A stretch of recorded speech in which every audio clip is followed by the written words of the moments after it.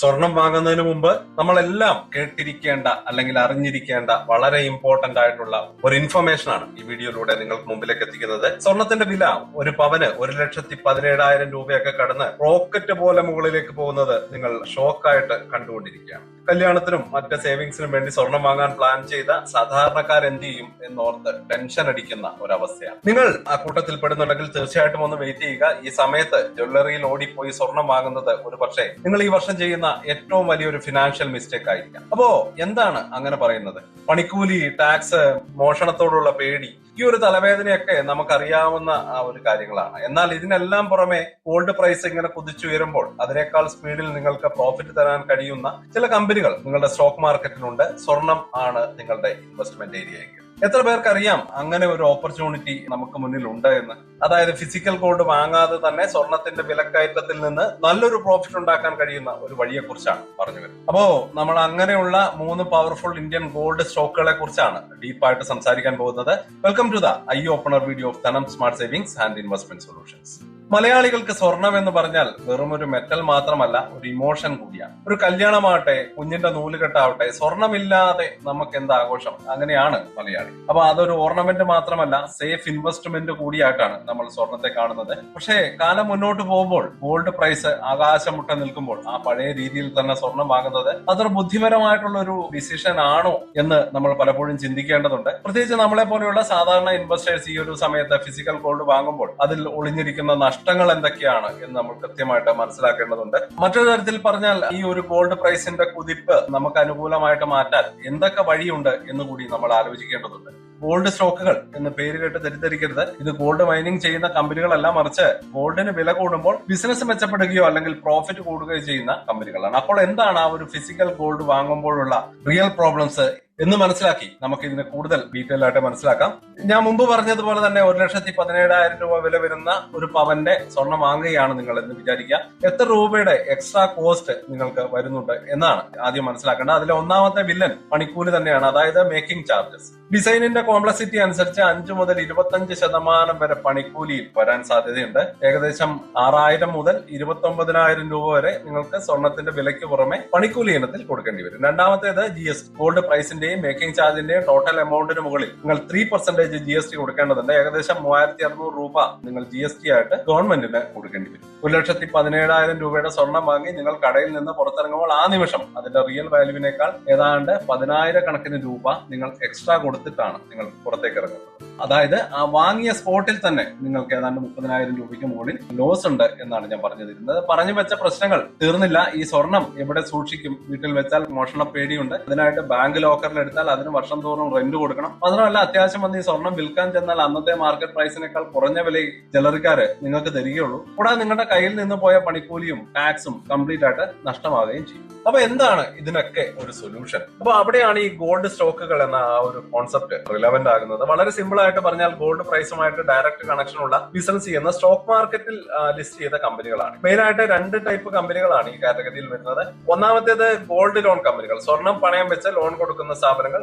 Gold price കൂടുമ്പോൾ ഇവയ്ക്ക് എന്ത് സംഭവിക്കും എന്ന് ആദ്യം മനസ്സിലാക്കാം. ആളുകളുടെ കയ്യിലുള്ള സ്വർണത്തിന് കൂടുതൽ വാല്യൂ ലഭിക്കും. അതുകൊണ്ട് തന്നെ അവർക്ക് അതേ സ്വർണം വെച്ച് കൂടുതൽ എമൗണ്ട് ലോൺ എടുക്കാൻ പറ്റും. ഇത് ഗോൾഡ് ലോൺ കമ്പനികളുടെ ബിസിനസ് കൂട്ടുന്നു. അവരുടെ ലോൺ ബുക്ക്, അതായത് അസറ്റ് അണ്ടർ മാനേജ്മെന്റ് നാച്ചുറൽ ആയിട്ട് ഗ്രോ ചെയ്യുന്നത് കാണാൻ കഴിയും. തീർച്ചയായിട്ടും അവരുടെ വരുമാനം അല്ലെങ്കിൽ പ്രോഫിറ്റ് കൂടുകയും ചെയ്യും. ഇത് രണ്ടാമത്തെ കാറ്റഗറി ഓർഗനൈസ്ഡ് ജ്വല്ലറി കമ്പനികളാണ്. ടൈറ്റാൻ, കല്യാൺ ജുവലേഴ്സ് പോലെയുള്ള വലിയ ബ്രാൻഡുകൾ. ഇവർക്ക് എങ്ങനെയാണ് ആ ഒരു ഗോൾഡ് പ്രൈസ് കൂടുന്നത് അഡ്വാൻറ്റേജ് ആകുന്നത് എന്ന് കൂടി നമുക്ക് നോക്കാം. ഒന്നാമത്തെ റീസൺ ഇൻവെന്ററി ഗെയിൻ ആണ്. അതായത് വില കുറഞ്ഞ സമയത്ത് വാങ്ങി വെച്ച സ്വർണം കൊണ്ടുണ്ടാക്കിയ ഓർണമെന്റ്സ് പുതിയ കൂടിയ വിലയ്ക്ക് വിൽക്കാൻ അവർക്ക് സാധിക്കുന്നു. അതുകൊണ്ട് തന്നെ പ്രോഫിറ്റ് മാർജിൻ കൂടുകയും ചെയ്യും. രണ്ടാമത്തെ കാര്യം, ഇന്ത്യയിലെ ജ്വല്ലറി മാർക്കറ്റ് വളരെ ഫാസ്റ്റ് ആയിട്ടാണ് മാറിക്കൊണ്ടിരിക്കുന്നത്. പണ്ടൊക്കെ നമ്മുടെ അടുത്തുള്ള ലോക്കൽ ജ്വല്ലറിയിൽ നിന്നായിരുന്നു സ്വർണം വാങ്ങിയിരുന്നത്. എന്നാൽ ഇന്ന് trust, hallmarking, transparent billing ഇവയൊക്കെ കാരണം കൂടുതൽ ആളുകളും ബ്രാൻഡഡ് ജ്വല്ലറികളിലേക്ക് പതുക്കെ മാറിക്കൊണ്ടിരിക്കുകയാണ്. ഈ ഒരു ഷിഫ്റ്റിന്റെ ഏറ്റവും വലിയ ബെനിഫിറ്റ് കിട്ടുന്നത് ലിസ്റ്റ് ചെയ്ത ഈ ഒരു ഓർഗനൈസ്ഡ് ജ്വല്ലറി കമ്പനികൾക്കാണ്. അപ്പൊ ഈ 2 കാറ്റഗറിയിൽ നിന്നും ഏറ്റവും കൂടുതൽ ബെനിഫിറ്റഡ് ആയിട്ടുള്ള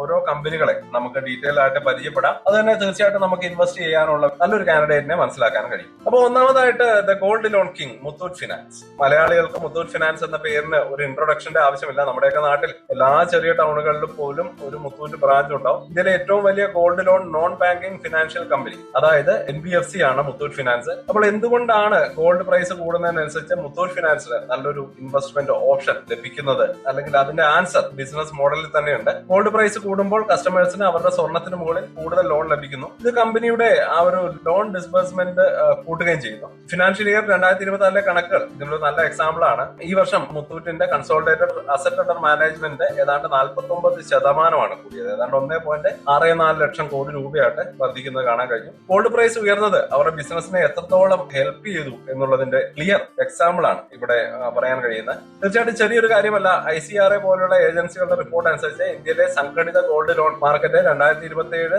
സാമ്പത്തിക വർഷത്തോടെ 18 ലക്ഷം കോടി രൂപയിലേക്ക് വളർച്ച നേടുമെന്നാണ് പ്രതീക്ഷിക്കുന്നത്. അപ്പോ ഇങ്ങനെ ഗ്രോ ചെയ്യുന്ന ഒരു മാർക്കറ്റിലെ ഏറ്റവും വലിയ ബെനിഫിറ്റ് കിട്ടാൻ പോകുന്നത് അതിന്റെ കിരീടം വെക്കാത്ത രാജാവായിട്ടുള്ള മുത്തൂറ്റ് ഫിനാൻസിന് തന്നെയാണ്. അപ്പൊ അതുകൊണ്ട് തന്നെ സ്വർണ്ണത്തിൽ ഇൻവെസ്റ്റ് ചെയ്യുന്നതിന് പകരം സ്വർണ്ണത്തെ ഡിപ്പെൻഡ് ചെയ്ത് വളരുന്ന ഈ ബിസിനസ്സിൽ ഇൻവെസ്റ്റ് ചെയ്യുന്നത് ലോങ് ടൈമിൽ കൂടുതൽ റിട്ടേൺ കിട്ടാൻ സാധ്യതയുണ്ട്. അപ്പൊ നമ്മളുടെ രണ്ടാമത്തെ സ്റ്റോക്ക് കേരളത്തിൽ നിന്ന് തുടങ്ങി ഇന്ത്യ മുഴുവനും ഗൾഫ് രാജ്യങ്ങളിലും ബിസിനസ് ചെയ്യുന്ന കല്യാൺ ജ്വല്ലേഴ്സ് ആണ്. ഓർഗനൈസ്ഡ് ജ്വല്ലറി റീറ്റെയിൽ സെക്ടറിലെ ഒരു പവർ ഹൗസ് ആണ് കല്യാൺ. അപ്പോൾ എന്തുകൊണ്ടാണ് കല്യാൺ ജ്വല്ലേഴ്സ് ഇത്തരത്തിലൊരു മേഖലയിലേക്ക് കടന്നു വരുന്നത്, അല്ലെങ്കിൽ നമ്മുടെ ലിസ്റ്റിലേക്ക് എത്തുന്നത് എന്ന് നമുക്ക് മനസ്സിലാക്കാം.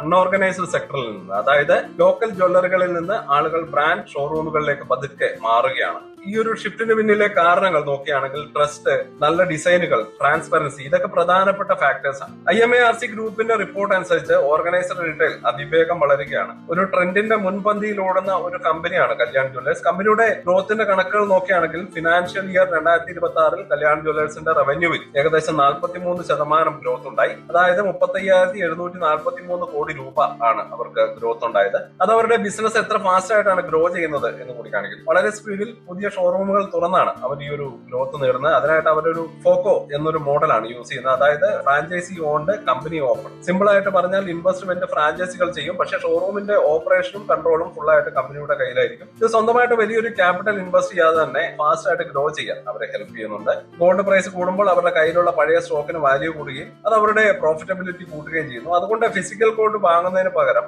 സ്വർണം വിറ്റ് ഗ്രോ ചെയ്യുന്ന ഈ കമ്പനിയിൽ പാർട്ണർ ആകുന്നത് ഒരു മികച്ച സ്ട്രാറ്റജി തന്നെയാണ്. ഇനി മറ്റൊരു സ്റ്റോക്ക് വളരെ ഇൻട്രസ്റ്റിംഗ് ആയിട്ടുള്ള ഒരു കാര്യമാണ് പ്രീമിയം ലൈഫ് സ്റ്റൈൽ പ്ലേ. അതായത് നമ്മുടെ ലിസ്റ്റിലെ അവസാനത്തെ, അല്ലെങ്കിൽ ഒരുപക്ഷെ ഏറ്റവും പവർഫുൾ ആയിട്ടുള്ള സ്റ്റോക്കാണ് ടാറ്റ ഗ്രൂപ്പിന്റെ പ്രൈഡ് ആയിട്ടുള്ള Titan company. Tanishq, Zoya, Mia പോലെയുള്ള ബ്രാൻഡുകളിലൂടെ ഇന്ത്യയുടെ പ്രീമിയം ജ്വല്ലറി മാർക്കറ്റ് ഭരിക്കുന്ന ഒരു വലിയ കമ്പനിയാണ് ടൈറ്റൻ. ടൈറ്റൻ ഒരു വെറും ജ്വല്ലറി കമ്പനി അല്ല, അതൊരു ലൈഫ് സ്റ്റൈൽ ബ്രാൻഡാണ്. പക്ഷെ അവരുടെ റവന്യൂവിന്റെ വലിയൊരു ഭാഗവും വരുന്നത് ജ്വല്ലറി സെഗ്മെന്റിൽ നിന്നാണ്. ടൈറ്റന്റെ ഏറ്റവും വലിയ സ്ട്രെങ്ത് ടാറ്റ എന്ന പേരും അത് കൊണ്ടുതരുന്ന അവർ ട്രസ്റ്റുമാണ്. അതുകൊണ്ട് തന്നെ ഗോൾഡ് പ്രൈസ് എത്ര കൂടിയാലും ആളുകൾ തനിഷ്കിൽ നിന്ന് സ്വർണം വാങ്ങാൻ മടിക്കാറില്ല. കൂടിയ വില കൊടുക്കാൻ കസ്റ്റമേഴ്സ് റെഡിയാണ്. അതിനെയാണ് ആ ഒരു പ്രൈസിംഗ് പവർ എന്ന് പറയുന്നത്. അപ്പോൾ ഇതിന്റെ ഫുൾ പ്രൂഫ് അവരുടെ റിസൾട്ടിൽ വളരെ ക്ലിയർ ആയിട്ട് കാണാൻ കഴിയും. ഗോൾഡ് പ്രൈസ് റോക്കറ്റ് പോലെ ഉയരുന്ന സമയങ്ങളിൽ പോലും ടൈറ്റൻ ജ്വല്ലറി സെഗ്മെന്റ് നല്ല ഗ്രോത്ത് കാണിച്ചിട്ടുണ്ട്. എക്സാമ്പിൾ ആയിട്ട് നോക്കുകയാണെങ്കിൽ ഫിനാൻഷ്യൽ ഇയർ 26 ലാസ്റ്റ് ക്വാർട്ടറിൽ അവരുടെ ജ്വല്ലറി ഡിവിഷൻ ഏതാണ്ട് 50% മുകളിൽ ഗ്രോത്ത് നേടുകയുണ്ടായി. 18,195 കോടി രൂപയുടെ വരുമാനം